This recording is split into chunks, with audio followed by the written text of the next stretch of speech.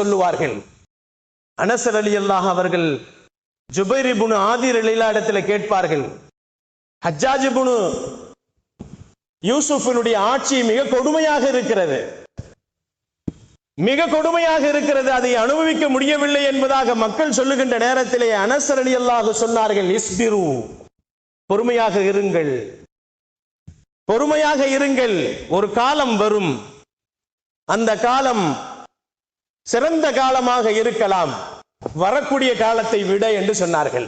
நாம் நினைக்கிறோம் 2024 அது மாதிரி 2025 இருக்கக்கூடாது, நல்லதாக இருக்க வேண்டும் என்று நினைப்போம். நபிகள் நாயகம் ஸல்லல்லாஹு அலைஹி வஸல்லம் சொன்னார்கள், 24 விட 25 மோசமாக இருக்கும் என்று சொன்னார்கள்.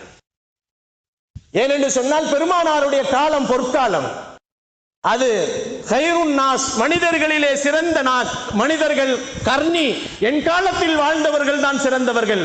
சும்மல்லதீன யலூனஹும், அதற்கு பின்னால் வந்தவர்கள் அதற்கு பின்னால் பொற்காலத்தில் இருக்கிறார்கள். சும்மல்லதீன யலூனஹும், அதற்கு பின்னால் வந்தவர்களும் பொற்காலத்தில் இருக்கிறார்கள். இப்படியாக ஒவ்வொரு காலங்கள் மாறி மாறி மாறி, காலங்கள் மாற மாற எல்லா பண்பாடுகளும் மாறும், மனிதனுடைய நிலைமைகள், உள்ளங்கள், அவனுடைய தொழுகைகள், அவனுடைய செயல்கள், அவனுடைய சொற்கள், அவனுடைய எல்லா நிலைமைகளும் மாறி போகும் என்பதை பெருமான் ஸல்லல்லாஹு அலைஹி வஸல்லம் நமக்கு சொன்னார்கள்.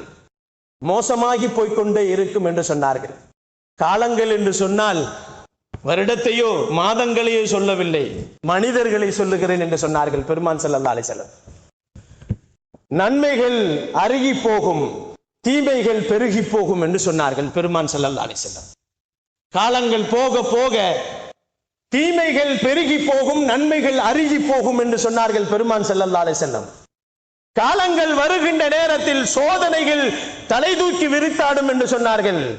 இந்த சோதனைகளை எல்லாம் சாதனைகளாக படைத்து பொறுமையோடு உங்களுடைய வாழ்க்கையை நீங்கள் வாழ்ந்து கொள்ளுங்கள் என்பதை பெருமான் ஸல்லல்லாஹு அலைஹி வஸல்லம் நமக்கு நற்செய்தியாக சொல்லி இருக்கிறார்கள்.